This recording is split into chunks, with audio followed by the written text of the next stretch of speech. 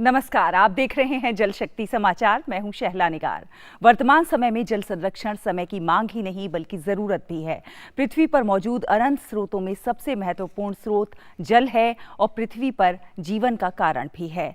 जल संसाधन सीमित हैं और दुर्लभ हैं। पानी घट रहा है और आने वाले समय में ये कमी एक बड़ा संकट बन सकती है। तो ऐसे में हमें वर्षा जल संचयन जैसे जल संरक्षण के स्थायी तरीकों को अपनाना चाहिए। देश भर में जल संरक्षण को लेकर क्या कुछ प्रयास हो रहे हैं, इस बुलेटिन में आपको दिखाएंगे, लेकिन उससे पहले एक नजर डालेंगे सुर्खियों पर। केंद्रीय सूचना एवं प्रसारण मंत्री प्रकाश जावड़ेकर ने कहा, स्वच्छ भारत से पूरे देश में आया बदलाव। 12 करोड़ घरों में हुआ शौचालयों का निर्माण। यूनाइटेड नेशंस ने भी की भारत की प्रशंसा। केंद्रीय जल शक्ति मंत्री गजेंद्र सिंह शेखावत ने वीडियो कॉन्फ्रेंसिंग के जरिए उत्तर प्रदेश में सामूहिक शौचालयों और पंचायत भवन का किया शिलान्यास। केंद्र शासित प्रदेश जम्मू और कश्मीर के युवाओं ने तवी नदी के जीर्णोद्धार के लिए प्रयास किए तेज। 5 हफ्तों में निकाला 300 किलोग्राम कचरा। रांची के जुगनू उरांव ने वर्षा जल को लेकर की नायाब कोशिश। बारिश के जल को बचाने के लिए लगभग 2 एकड़ भूमि पर लगाया वाटर हार्वेस्टिंग सिस्टम। तो गरीब परिवारों को एक अदद छत का साया मिले, इस उद्देश्य की पूर्ति के लिए प्रधानमंत्री आवास योजना की घोषणा हुई। इस घोषणा के जरिए 2022 तक सभी 4.5 करोड़ परिवारों को एक अदद छत दिलाने का लक्ष्य है। और इसी कड़ी में पुणे नगर निगम में प्रधानमंत्री आवास योजना के लिए लॉटरी का आयोजन किया गया। लॉटरी की विधिवत शुरुआत वीडियो कॉन्फ्रेंसिंग के जरिए केंद्रीय मंत्री प्रकाश जावड़ेकर ने की। इस मौके पर केंद्रीय मंत्री ने कहा कि पहले पुणे में भी लोग हाथ में डब्बा लेकर खुले में जाते थे, लेकिन आज स्थिति बदल गई है। देश के 12 करोड़ घरों में शौचालयों का निर्माण हो गया है। यूनाइटेड नेशंस ने भी भारत के इस कार्य की प्रशंसा की है। पुणे में भी हम देखते थे जगह जगह लोग डब्बा लेकर बाहर जाते थे शौच के लिए। आज लगभग पूरा देश खुले में शौच से मुक्त हो गया, क्योंकि वो टॉयलेट हर घर में दिए। 12 करोड़ टॉयलेट बने हैं देश भर में, और ये बहुत एक बड़ी क्रांति है।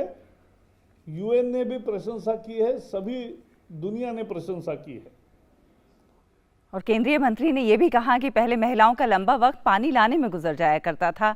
दूर दूर से महिलाएं पानी लाने के लिए जाती थीं। अब केंद्र सरकार देश के 4 करोड़ घरों में नल के जरिए जल पहुंचाने में जुटी हुई है। रोजाना 1 लाख घरों में नल के जरिए जल पहुंचाया जा रहा है। 4 करोड़ घरों को नल नहीं था, पानी महिलाओं को दूर से लाना पड़ता था। अब 4 करोड़ घरों में नल से जल मिलने का काम शुरू हुआ और रोज 1 लाख से ज्यादा कनेक्शन नल के लोगों के घरों में दिए जा रहे हैं। केंद्रीय जल शक्ति मंत्री गजेंद्र सिंह शेखावत वीडियो कॉन्फ्रेंसिंग के जरिए उत्तर प्रदेश में सामूहिक शौचालयों और पंचायत भवन के शिलान्यास कार्यक्रम से जुड़े। केंद्रीय मंत्री ने कहा कि मुख्यमंत्री योगी आदित्यनाथ के नेतृत्व में सार्वजनिक शौचालयों के निर्माण में उत्तर प्रदेश अव्वल रहा है। कभी शौचालय निर्माण के क्षेत्र में ये राज्य फिसड्डी राज्यों की श्रेणी में आया करता था, लेकिन योगी आदित्यनाथ के संकल्प ने समय से 1 वर्ष पूर्व ही सूबे को खुले में शौच से मुक्त कर दिया। प्रदेश में ODF++ के लिए कार्य तेजी से चल रहे हैं।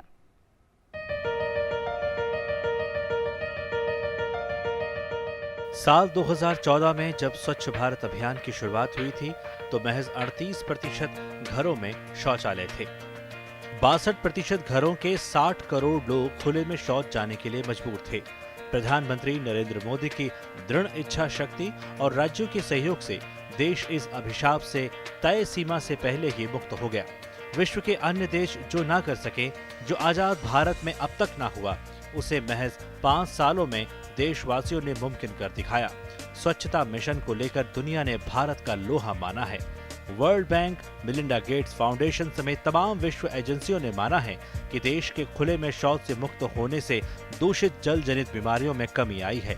यदि शौचालय पर खर्च हुई राशि का रेट ऑफ रिटर्न देखा जाए तो सरकार ने जितनी राशि खर्च की है उसके 4 गुना प्रति वर्ष की दर से जनता को रेट ऑफ रिटर्न मिल रहा है। यूनिसेफ की एक रिपोर्ट के मुताबिक शौचालय वाले घर में प्रतिवर्ष बीमारी पर खर्च होने वाली राशि में 50,000 रुपए की बचत आती है। वहीं WHO की रिपोर्ट कहती है कि स्वच्छ भारत अभियान के समाप्त होने तक लगभग 3 लाख शिशुओं का जीवन बचाया गया। स्वच्छ भारत अभियान ने गांव शहरों में शौचालय निर्माण का जो सिलसिला शुरू किया, उससे ग्रामीण स्तर पर रोजगार सृजित हुआ, पैसा लोगों तक पहुंचा, फलस्वरूप ग्रामीण अर्थव्यवस्था को संबल मिला।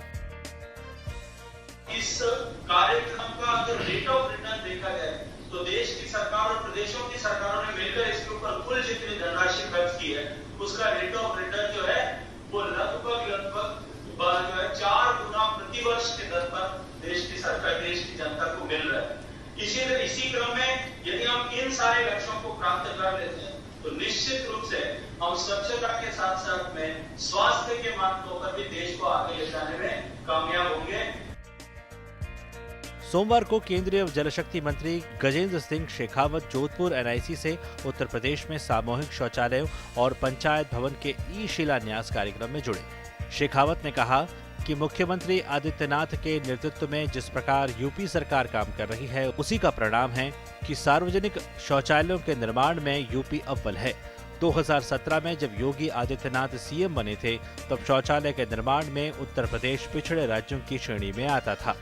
उनके दृढ़ संकल्प ने समय से 1 वर्ष पूर्व यूपी को खुले में शौच से मुक्त कर इस तस्वीर को बदल दिया।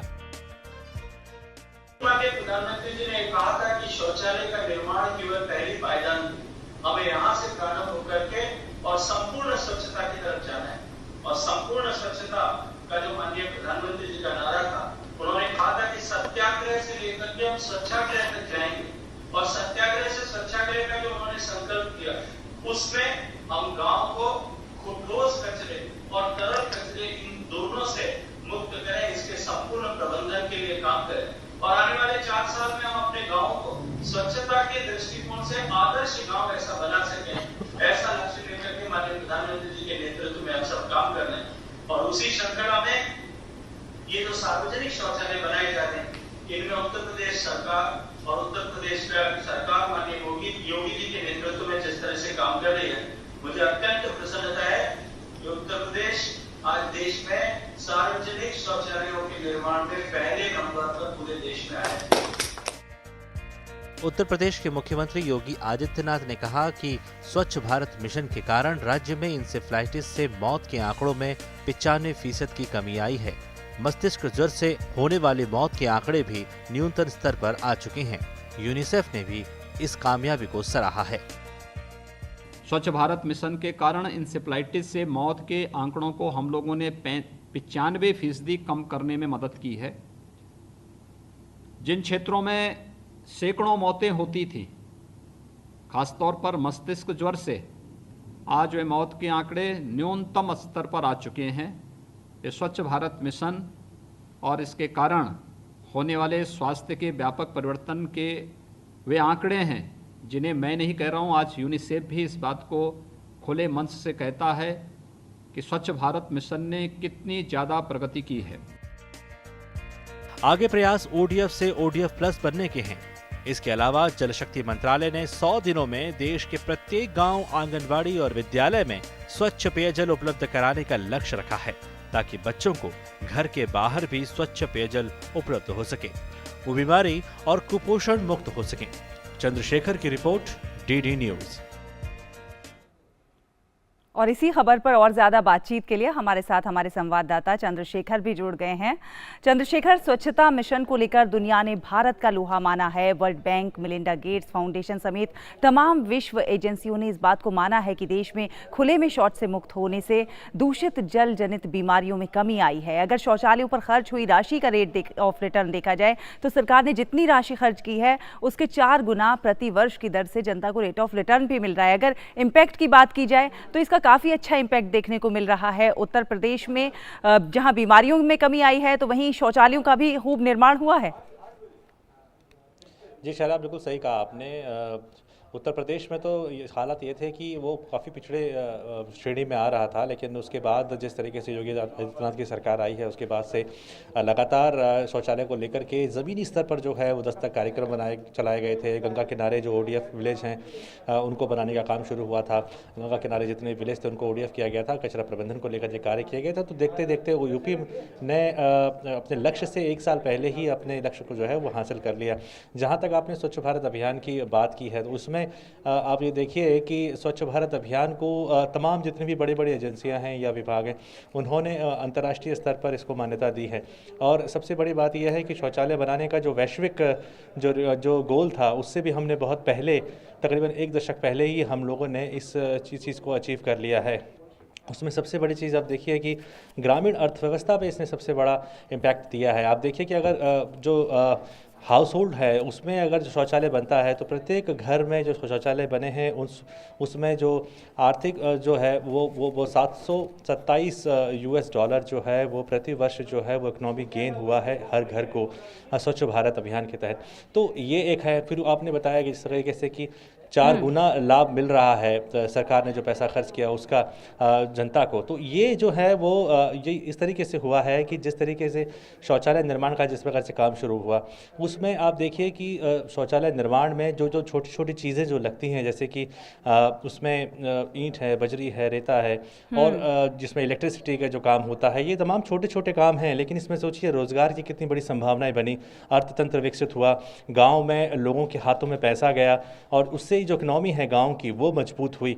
तो छोटी छोटी कड़ियां अगर इसमें जोड़ के देखी जाएं तो इससे आपको पता चलेगा कि जितना हमने इन्वेस्ट किया था स्वच्छ भारत अभियान में उसका 4 गुना जो हमको वापस मिल रहा है उसका सबसे बड़ा रिटर्न यही है कि छोटे छोटे लोगों के हाथ तक पैसा पहुंचा है और तमाम जो योजनाएं थी उसको स्वच्छ भारत में इम्प्लीमेंट किया गया जिससे कि जो ग्रामीण अर्थव्यवस्था है वो ज़्यादा सुदृढ़ हुई है। बिल्कुल चंद्रशेखर, इम्पैक्ट इसका बहुत अच्छा देखने को मिल रहा है और समय से पहले इम्पैक्ट देखने को मिल रहा है। प्रधानमंत्री नरेंद्र मोदी ने स्वच्छ भारत अभियान की अपील की थी और उसके बाद से देखा जाए तो ये अभियान एक जन आंदोलन बन गया। कह सकते हैं कि दुनिया का सबसे बड़ा व्यवहार परिवर्तन का एक जन आंदोलन बन गया। प्रशासन और जनभागीदारी के जरिए जो सामूहिक प्रयास हुए उन्हीं से ये सब कुछ संभव हो सका है। अब जो है जल शक्ति मंत्रालय ने 100 दिनों में देश के प्रत्येक गांव, आंगनबाड़ी, विद्यालय में स्वच्छ पेयजल उपलब्ध कराने का भी एक लक्ष्य रखा है ताकि बच्चों को घर के बाहर स्वच्छ पेयजल उपलब्ध हो सके और वो बीमारी से, कुपोषण से मुक्त हो सके। इसकी क्या कुछ कार्य योजना है? देखिए, जब 2 अक्टूबर को महात्मा गांधी की जो जयंती थी उसके उपलक्ष्य में इस योजना को शुरू किया गया था। इसका लक्ष्य यही है कि जो 100 दिन के भीतर जो ये एक मूवमेंट चलाने का प्रयास है कि जो स्कूल हैं, आंगनबाड़ियाँ हैं, वहाँ पर जो बच्चे हैं उनको स्वच्छ पानी मिल सके। हम जानते हैं कि देश के कई ऐसे इलाके हैं जहाँ पर जल जनित अशुद्धियाँ पाई जाती हैं, प्रदूषण पाया जाता है या इसमें कई सारे ऐसी केमिकल चीज़ें हैं जिससे कि बच्चों की मौतें होती हैं या बीमारियां हो जाती हैं। उससे उन्हें निजात दिलाना है, कम से कम बच्चों को स्वच्छ पानी मिल सके। जो देश के नौनिहाल हैं, देश के भविष्य हैं, उसको लेकर के एक सिस्टमेटिक रणनीति बनाने का प्रयास किया गया है। इसमें हर राज्य को सहभागिता करनी है और राज्यों में एक नोडल डिपार्टमेंट बनाया गया है, पब्लिक हेल्थ इंजीनियरिंग डिपार्टमेंट जिसे नोडल डिपार्टमेंट बनाया गया है। इसके अलावा पंचायत स्तर पर जो है इसकी मॉनिटरिंग की जाएगी और उसमें पंचायत जो पानी समितियां जो बनाई गई हैं वो इसके इम्प्लीमेंटेशन को देखेंगी और इसमें भी तमाम जितने अन्य विभाग हैं जैसे कि शिक्षा विभाग है, ग्रामीण पंचायत मंत्रालय है, मंत्रालय का विभाग है या फिर ग्रामीण विकास का जो मंत्रालय का जो विभाग है, ये तमाम ऐसे विभाग हैं जो कि इसमें सहयोग करेंगे क्योंकि ये छोटा विषय नहीं है और तमाम जितने विभाग मिलकर के इसको इम्प्लीमेंटेशन को देखेंगे। कोशिश यही होगा कि नल का पानी हर स्कूल, हर आंगनबाड़ी तक पहुंचे ताकि बच्चे जो हैं उस जल को पिएं और वो बीमारियों से कम निजात पा सकें। स्वच्छ जल पिए और बीमारी से बचे। बहुत बहुत शुक्रिया चंद्रशेखर इस जानकारी के लिए। और हंस फाउंडेशन की संस्थापक माता मंगला जी के जन्मदिन को खास बनाने के लिए उत्तराखंड की राज्यपाल बेबी रानी मौर्य और मुख्यमंत्री त्रिवेंद्र सिंह रावत सहित देश विदेश के प्रबुद्धजनों ने माता मंगला जी को जन्म दिवस की बधाई दी है। इस अवसर पर मुख्यमंत्री ने उत्तराखंड के लिए 105 करोड़ रुपए की विभिन्न परियोजनाओं का शुभारंभ भी किया है जिसमें शुद्ध पेयजल की उपलब्धता प्रमुख है। देखिए ये रिपोर्ट। गरीब मजलूमों की आवाज बनी हंस फाउंडेशन के संस्थापक माता मंगला जी के जन्मदिन को उत्तराखंड सरकार ने गरीबों की मसीहा के तौर पर मनाया।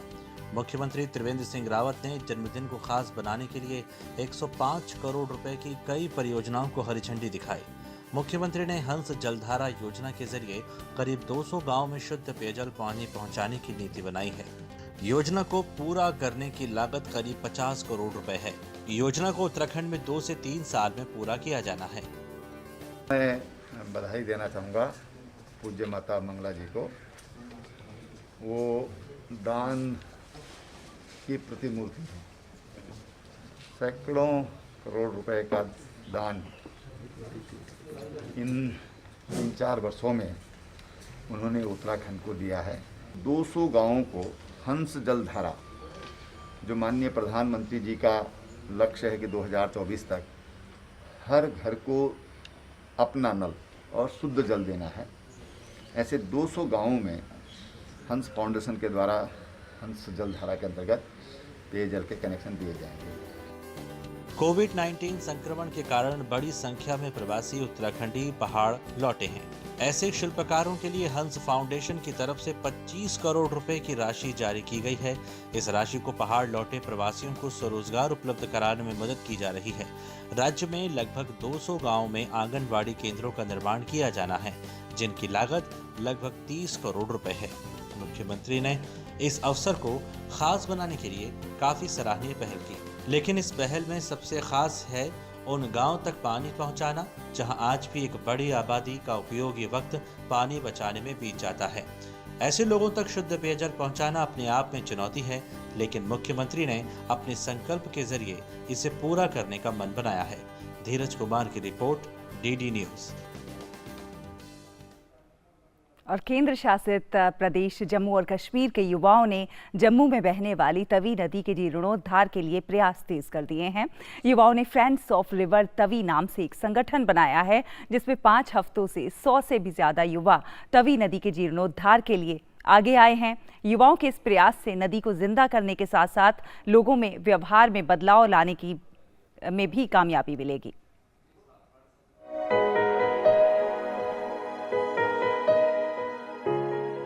जम्मू के युवाओं ने तवी नदी को अविरल बनाने की ठानी है।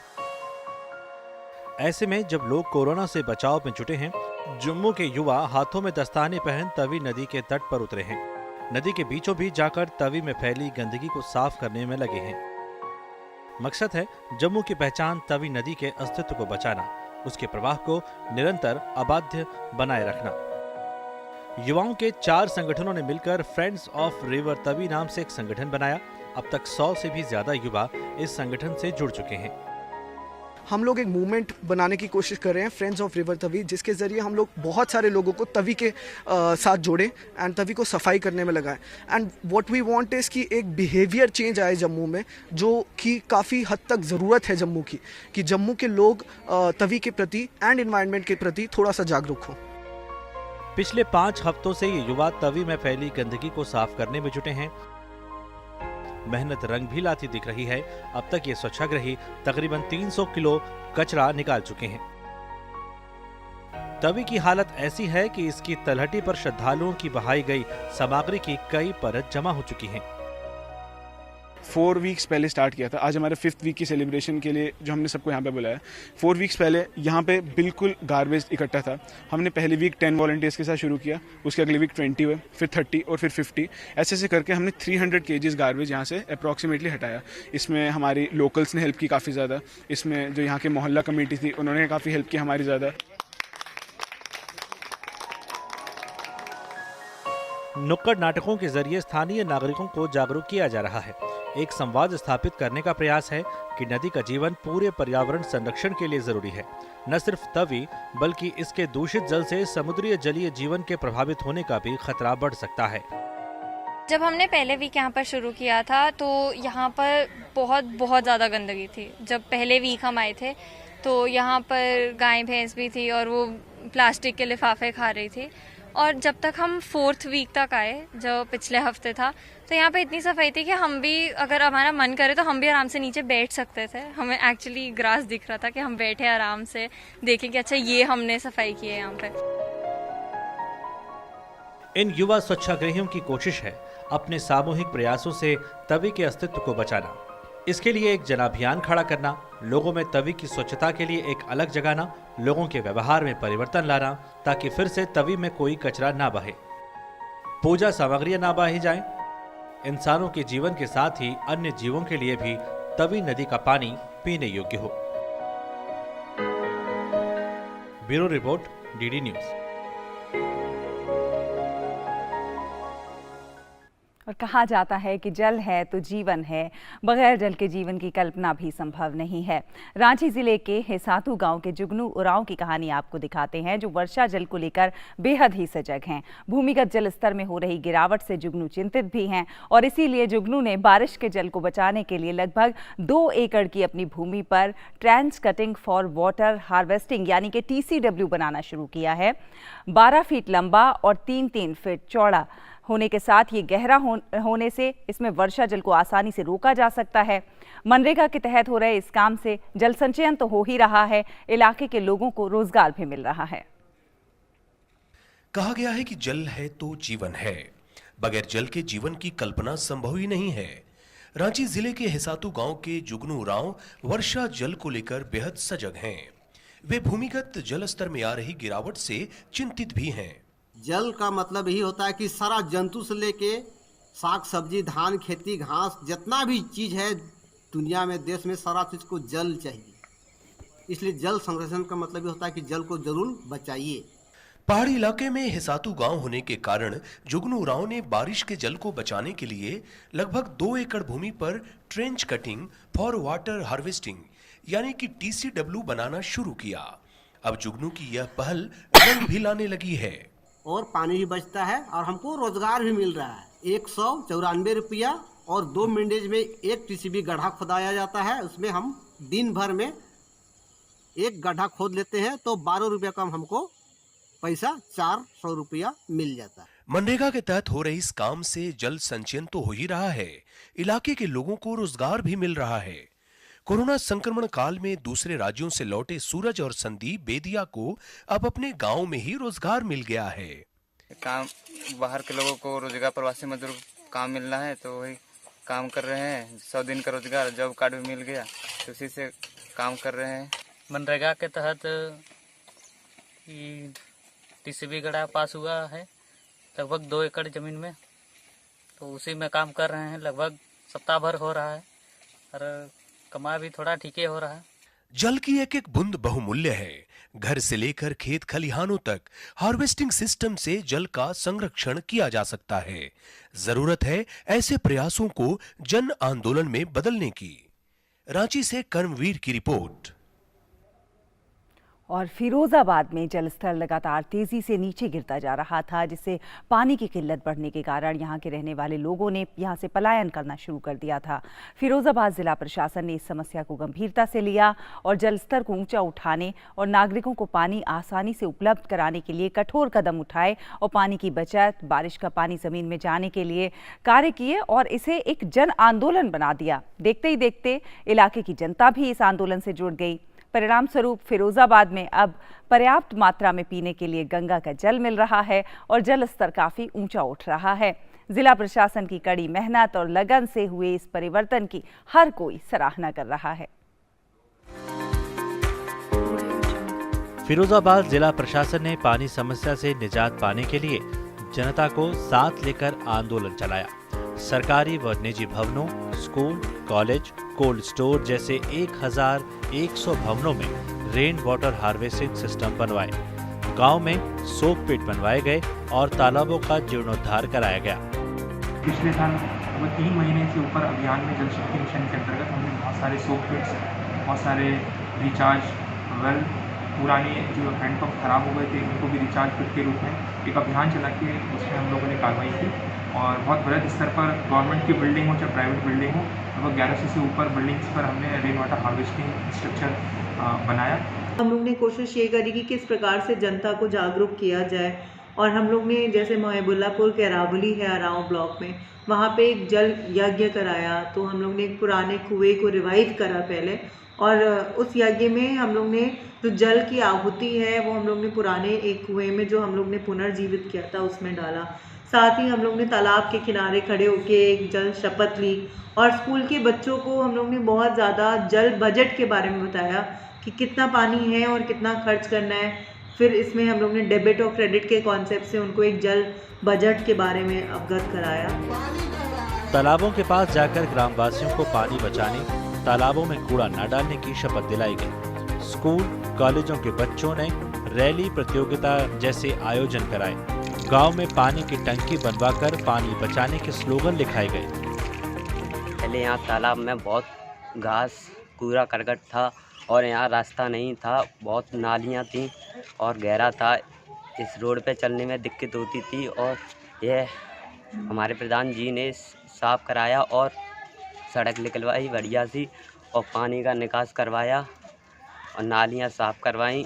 कई बार शपथ कराई गई, हमारे उसकी साफ़ सफाई के लिए आश्वासन दिलवाया गया, शपथ दिलाई गई।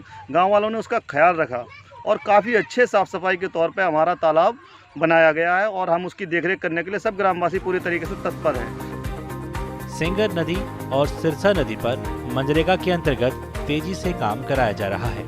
पेयजल की समस्या को दूर करने के लिए जेड़ा झाल से गंगा जल की आपूर्ति कराई जा रही है। केंद्र सरकार की टीमें भी 3 बार यहां आकर सर्वे कर चुकी है। आज आलम यह है कि जिला प्रशासन के इस कदम से फिरोजाबाद का जलस्तर काफी ऊंचा उठ रहा है और किसानों को भी बहुत राहत मिली है। Bureau report, DD news.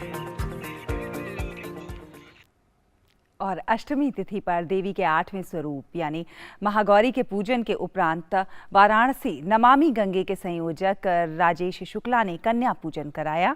पूजन के दौरान कोरोना से बचने का संदेश देते हुए कन्याओं में मास्क और सैनिटाइजर का वितरण किया गया।